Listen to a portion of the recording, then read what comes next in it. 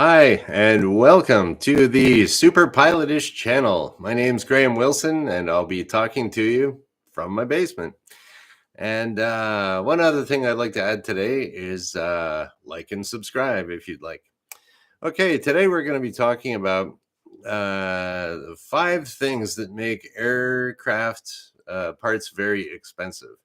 Now, if you've ever owned an airplane, a certified, there's a difference between a certified aircraft and an experimental or a home built aircraft. The certified aircraft that's like your big jets, it's your little Cessnas, little Pipers, and some of the more popular home built ones. It's like a Vans, RV, whatever. There's kind of 2 categories there. Now, I'm going to be talking today about certified aircraft, and the reason that they're called certified aircraft is because, and this is one of the things that makes it so expensive for the parts, is that it's certified. It's been tested a lot more than the experimental ones, and you need licensed personnel to work on it for most things. And okay, so we're just going to start off with it. Now, I live in Canada, and so in Windsor, Ontario, and where I used to work was in Windsor, Ontario. So now this is 5 things about how expensive or why airplane parts are expensive, but there's way more than 5. Okay, I'm just going over the ones that kind of I've run into with the airplanes that I used to fly. Okay, number one is if you're in Canada, all aircraft generally around the world, everything's all priced in US dollars. So if you want to sell your airplane in Canada, it's usually priced in US dollars. If you want to sell your airplane in Europe, it's usually US dollars. So also the parts that you buy are priced in US dollars. So number one thing is the exchange, the monetary exchange between the US and Canadian dollar. If the American dollar is, if it costs us more to buy an American dollar, well, your aircraft parts go up too.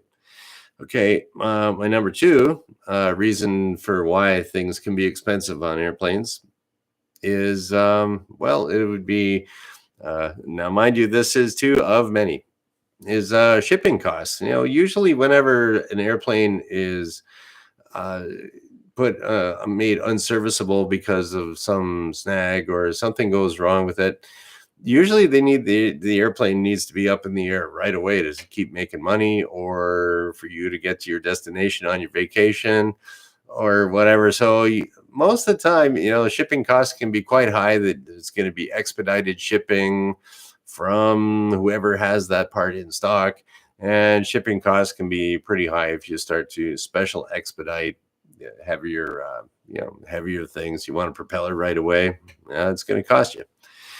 So that's number 2. Number 3 that I have that I was thinking about is because I used to be a machinist and I used to make aircraft parts when I first started off as a machinist, is that airplanes are made in very small batches. It's not like you have, let's just say the old Volkswagen Beetle that was made from 1948 to 1979 or whatever it was, and it never really changed that much, the old air-cooled Beetle. And so you could make it pretty, the Germans, they could make that pretty cheap, Volkswagen could, and because all the parts were, they're pumping out millions of those cars. I'm pretty sure that was the most popular car ever sold, was Volkswagen Beetle, the original. And so the parts could be a lot cheaper because they were just pumping them out and making tons of them. So whenever you are manufacturing something, or you can even think about it if you're not a pilot, let's just say you're making a meat pie. Okay, now to make your meat pie, okay, you need to have your dough, and then you got to have the meat all mixed up in there, and get some onions, chop it up, put it in there. And so it's if you're going to start from scratch, make your meat pie, you could make one, and like, okay, yeah, that's great. It took you this long to make it. Now, if you were that's a small batch of one meat pie. So And then you go to make another meat pie. Okay, we got to start it all up again, get the dough all together, chop up the meat again, do all this. So now you can see the setup time for making your meat pie. If you're making one individually, the total time of making those meat pies is quite a lot. Now, if you made up a huge batch of dough and a huge batch of minced meat, and you got it all ready and you got kind of like a little assembly line going, filling up the meat and putting it in the oven, you can make a lot more meat pies in a lot more meat pies per pie. Time would be less, right? And if you're paying if your grandmother's paying the kids by the hour to make the meat pies, then her cost is going to go down if you get all those kids working there. I don't know if that makes sense to you, but you could do that for.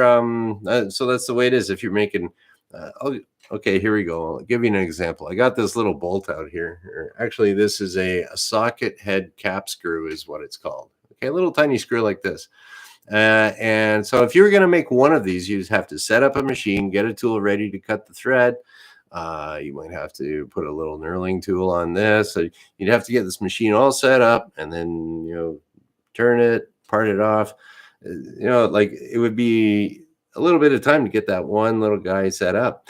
But now if this is sitting on a specialized machine that's pumping out thousands of these per hour, it can just rip right through them. So, your cost of this little screw is going to be a lot less because you're making it in bulk. Machine set up, it just runs, away you go. So if you got an aircraft part, a little aircraft bolt like this, now they might not be making them thousands an hour. They might have, they might have not a super specialized machine for high volume. And so this is going to be a single meat pie. So, and that'll cost you more. So aircraft parts are made in smaller batches. You don't get the benefit of what economics of scale, I think it's called. Okay, or efficiency of scale. Anyways, you know what I mean. Okay, so that's number 3. Number 4 is higher cost because of storage.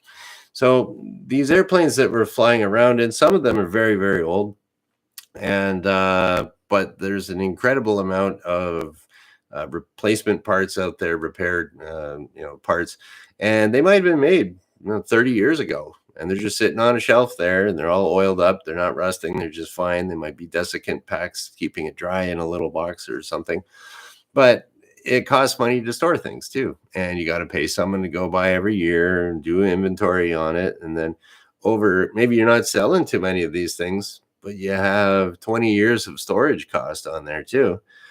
And so it has to be inspected 20 times once a year for inventory. You got to pay to heat the place.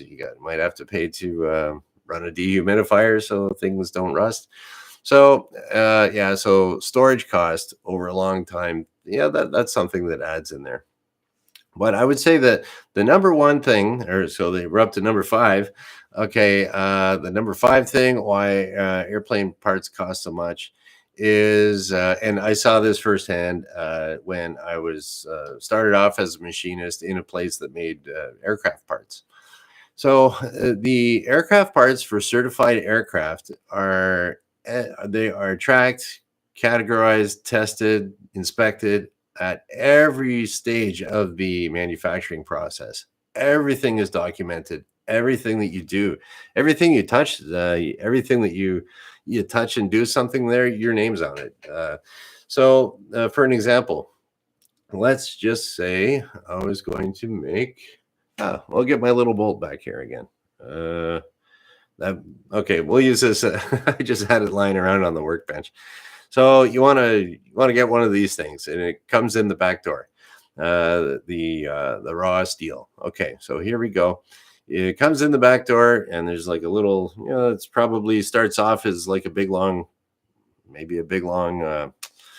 shaft of steel there. Just the raw steel comes in. Okay, now what type of steel is that? Oh, there's usually a little poster up on the wall, and depending on the type of steel, there'll be different colors or patterns on it. And so okay, that's the first thing that we check. It came in the back door. Did somebody, the guy that took it off the truck, did he identify what type of steel it is? Because you don't want to be making something out of aluminum when it should be made out of steel, or something made out of stainless steel that should be regular steel. So, okay, that's the first thing. Check. Okay, that got tested. And then maybe somebody cut it up to some smaller little bit on a saw. Okay, who cut that? Okay, that's tracked. So every employee at these and it's pretty common in aviation that for every employee will get like a little stamp, and then whenever something's done, you put your stamp on there. It's got a number. Now your boss will have that recorded. Okay, what number is which employee, and then so things can get tracked back to who exactly did what. So the steel comes in, stamp, gets chopped off on the saw, stamp, goes over to the guys on the lathe. They do something to it, stamp. Maybe it has to go get inspected after the first part, stamp. So okay, now it has to go get ground on maybe something like precision grinds the outside of it. Okay, they did one. Okay, it goes to inspection, stamp. Who did it? Stamp. And it goes all the way through. So you can see if you have some complex assembly with gears and everything, and maybe even some guys sitting there with a little file taking the little burrs off of the metal. Who took the little burrs of the metal off? Stamp, that guy. So, and this is all tracked, and usually in manufacturing there'll be depending on how complex the part is, it could be up to like a little booklet almost of everybody's little stamp that touched those things. And it goes all the way through the testing and everything like that. So this all takes time. It all has to be categorized, or it all has to be tracked, stored. And like all this takes time, and time is money, right? So, and like, so that's why when I got into flying, I had 100% faith in any of the components that were made for the airplane, because I used to make them myself. And there's, by the time the steel comes in the back door, to the time it's assembled and onto the airplane and doing its first test flight, you can have a component that could be tested, like, maybe 100 times. And anywhere along the production of it, it can be found out that, oh, this is wrong. Okay, scrap it out. Or is this okay? So so that would be the thing, is that all the paperwork that's involved in all that, and like for absolutely everything. Here's another little story there too. When I was working in the machine shop, the first one there was I forget the exact. It was a Boeing aircraft, and it had a landing gear malfunction where the nose gear didn't lock in. So the pilot landed on the runway. You've seen lots of pictures of this happening, and it's really, it looks a lot scarier than it is, I'm sure, because you can still have some brake authority and still steer with the nose wheel down. But anyways, it collapsed. Here's a bunch of sparks. It's going down the runway. It stops. Everyone gets out safe. But the next day at work, all the guys were sitting out at the lunch table going like, "Oh yeah, you're getting fired today." And he's like, "No, I worked on this model, not that model. It was this model." but they could track it if there was and they did make parts of the Boeing landing gear where I worked. So these guys knew, like, it could come if somebody made a mistake somewhere, someone tried to slide something by inspection, and maybe it got through. It'd be pretty hard to do it, but it can come back. So you have to admit any of the mistakes that you make, because you can't get away with anything in aviation. It'll for manufacturing and maintaining the plane, it'll come back to you. So so that's why there's our 5 reasons. I don't know. There's more, like I said. So for me, the top of my head, as a pilot, I'm not a mechanic, but the exchange between the Canadian dollar, US dollar, shipping costs if you're in a real hurry. It's manufactured in small batches for all the parts, and storage costs over many years, and then just the overall certification process and inspection, the paperwork basically that follows any of this stuff.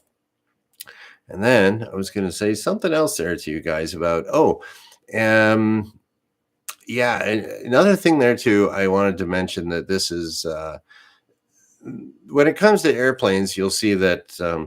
I'll put my little bolt back over here. When it comes to airplanes, you'll think now these things you're spending a lot of money on these parts, and you'd think they'd be way better. I mean, like the plastic in my car is way better than the plastic in the airplane.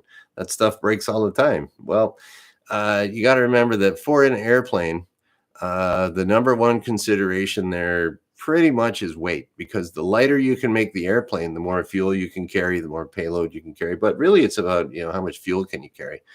So if every little thing in the airplane weighs an extra couple ounces, a couple extra grams, a pound here, a kilogram there, all those components all together, they all add up. So where they might sacrifice a little bit of say on the door handles, there's plastic door handles, they always they always break on airplanes because it's very thin, but it's made that way to be light. And so like if you put a great big thick door handle like you have in your car on a plane, well, okay, you, instead of being able to fly up in the air for 4 hours, you can fly up in the air for 1 hour. So but it's all a trade-off with airplanes. And that's so you might be thinking, don't feel too bad that I'm buying this cheap expensive stuff here. There are reasons why it's expensive, and ultimately that extra cost in my mind is added layers of safety. So safety costs money too. uh, Anyways, okay, that's about it for today, and we're just going to shut her down. And you guys have a great weekend. I know I'm going to. Okay, here we go. Thanks for watching. Bye.